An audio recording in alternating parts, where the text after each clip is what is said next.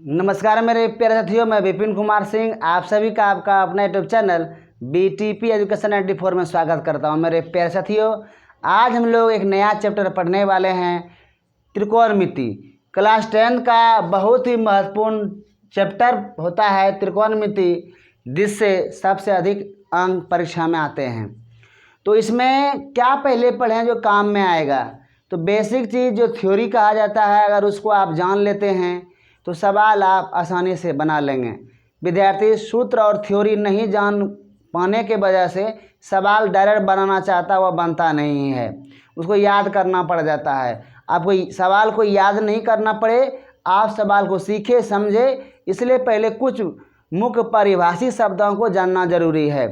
तो देखिए यहाँ पर क्या हम लोग सीखेंगे। पहले देखिए, त्रिकोणमिति में सबसे पहला कॉन्सेप्ट आपको क्या आना चाहिए, जो क्लास 10th में भी आप पढ़े हैं, क्लास 9 में पढ़े हैं, समकोण त्रिभुज का कॉन्सेप्ट। समकोण त्रिभुज का कॉन्सेप्ट जो है त्रिकोणमिति में बहुत अधिक रोल निभाता है। तो हम लोग आज समकोण त्रिभुज पर फोकस करते हैं, देखते हैं इसमें क्या क्या चीज़ होता है। तो यहाँ पर देखिए, आपकी सुविधा के लिए आप जल्दी से सीख सकें इसलिए मैंने पहले लिख दिया है। पहला है समकोण त्रिभुज। जिस त्रिभुज का एक कोण समकोण हो, समकोण का मतलब एक कोण क्या हो, 90 डिग्री का हो, तो वह समकोण त्रिभुज कहलाता है। समकोण त्रिभुज का फिगर ऐसे बनता है, एक कोण 90, इसको संकेत में ऐसे दिखाया जाता है, 90 डिग्री होता है।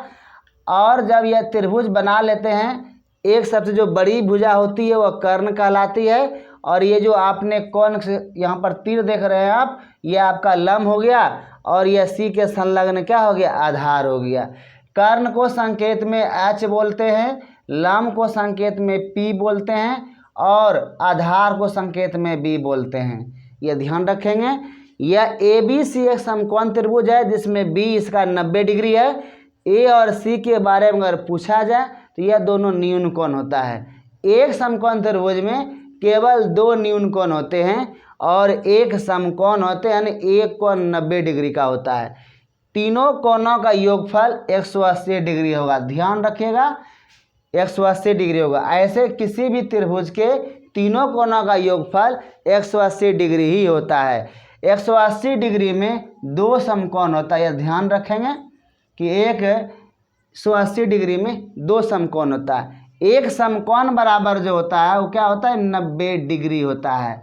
यहाँ एक परिभाषा क्या देखिए, जिस त्रिभुज का एक कोण 90 डिग्री का हो उसे समकोण त्रिभुज कहते हैं। ठीक है, अब देखिए यहाँ पर क्या है कि समकोण त्रिभुज में हम लोग क्या देख रहे हैं, यह कर्ण है, यह वाला आधार है, यह वाला लंब है। ठीक, अब यह हम लोग समझना चाहेंगे लंब किसको लंब कहेंगे, किसको आधार कहेंगे, किसको लंब आधार कर्ण कहेंगे, ये हम लोग आज देखेंगे, इसका परिभाषा भी समझेंगे। तो कर्ण के बारे में से पहले समझिए। समकोण त्रिभुज में समकोण के सामने वाली भुजा कर्ण कहलाती है, इसे छोटी h से सूचित किया जाता है।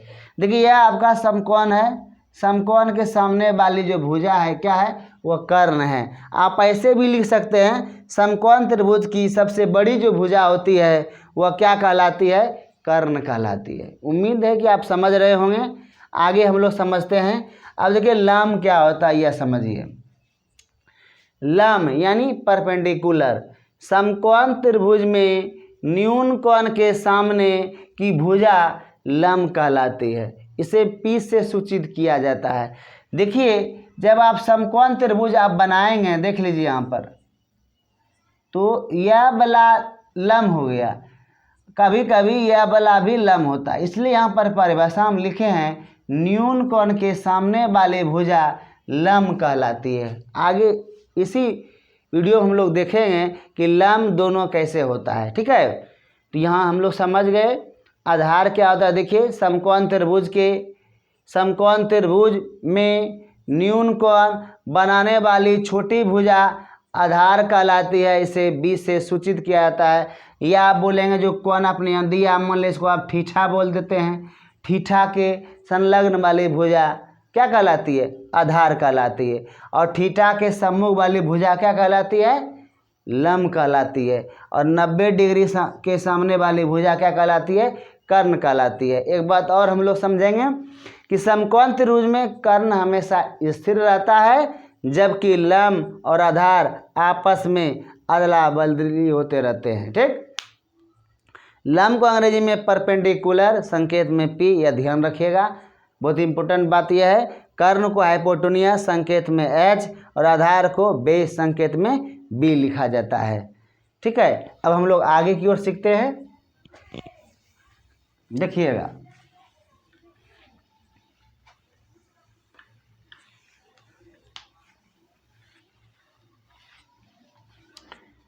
अब देखिए हम लोग क्या समझेंगे कि कब वह दोनों लंब और आधार होता है। समझिए, जैसे एक समकोण त्रिभुज पहले बना लीजिए,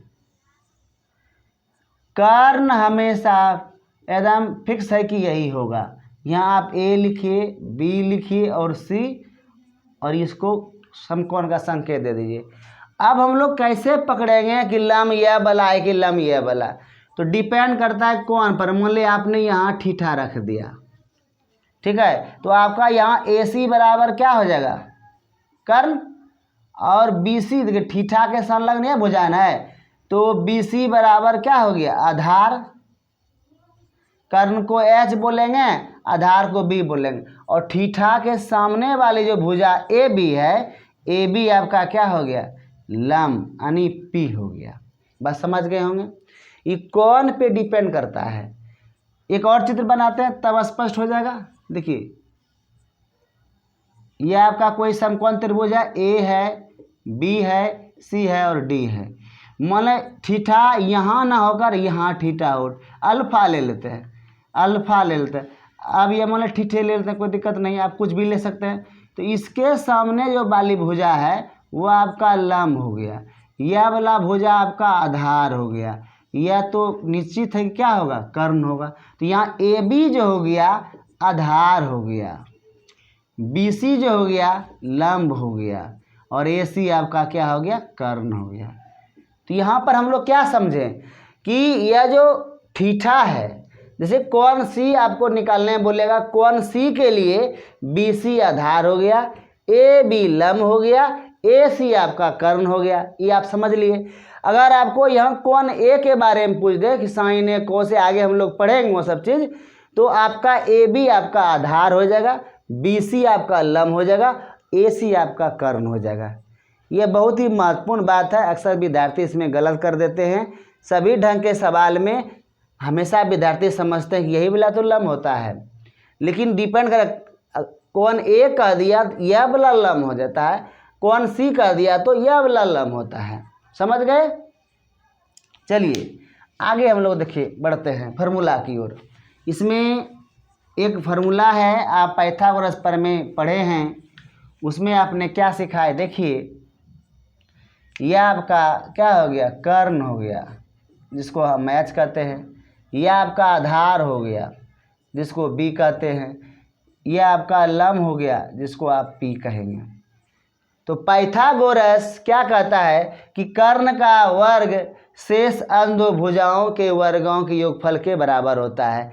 यह कोण क्या हो गया आपका 90 डिग्री के बराबर हो गया। इस वजह से यहाँ पाइथागोरस पर में लगेगा, लिखेगा समकोण त्रिभुज, समकोण त्रिभुज ABC में पाइथागोरस प्रमेय से क्या लिखिएगा, कर्ण का वर्ग, कर्ण AC है तो यहाँ लिखेंगे AC का स्क्वायर बराबर AB का स्क्वायर प्लस BC स्क्वायर। यह मूल संबंध हुआ, इसी से AB और BC हम लोग निकाल लेते हैं। जैसे इस पर स्क्वायर है, स्क्वायर जब आप हटाएंगे तो AC बराबर क्या हो जाएगा, AB square plus BC square का रूट अंडर हो गया। अगर आपको निकालना है कि नहीं हमको AB निकालना है, अब देखिए सॉरी AB निकालना है, AB स्क्वायर, तो क्या कीजिएगा AC स्क्वायर में AB का स्क्वायर AC का स्क्वायर माइनस BC स्क्वायर करेंगे, और यह AB बराबर क्या हो जाएगा, AC square minus BC square का रूट अंडर। तीसरा देखिए, अगर आपको BC स्क्वायर निकालना हो तो AC square minus AB square. देखिए लंब या आधार कोनों निकालना है तो हमेशा कर्ण में घटाकर निकाला जाता है, यह ध्यान रखिएगा। तो यहाँ आपका BC बराबर क्या हुआ, root under AC square minus AB square. ये आपका हो गया फार्मूला। ये आपका क्या हो गया, ज्यामितीय विधि से हो गया ABCD में। अगर आपको लगता है कि यह बहुत ही हार्ड हो गया, भारी हो गया, कोई हल्का बात बताइए तो हल्का बताते हैं। देखिए H, P एवं B में संबंध। देखिए H बराबर पहला नंबर, देखिए H स्क्वायर बराबर फार्मूला होता है P square plus B square. तो H बराबर यहाँ क्या हुआ, root under P square plus B square. अगर हम दूसरा फार्मूला देखें P स्क्वायर का निकालना, H का स्क्वायर माइनस आपको B स्क्वायर लिखना है और P बराबर क्या लिखना है, root under H square minus B square लिखना है। तीसरा देखिएगा, अगर आपको B स्क्वायर का मान निकालना है, H का स्क्वायर माइनस P का स्क्वायर इम्प्लाइज दैट अगर B बराबर निकालना है तो रूट अंडर H का स्क्वायर माइनस P का स्क्वायर हो गया।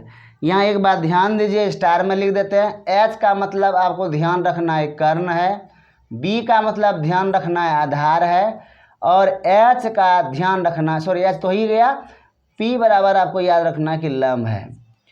और फिर से मैं एक बार समझा देता हूँ, आपको याद रखना है, यहाँ अगर C कोण हो या यहाँ पर थीटा हो तो आधार यह वाला, लंब यह वाला। अगर कोण A के बारे में पूछ दे, यहाँ पर थीटा हो तो यह वाला लंब होगा और यह वाला आधार होगा।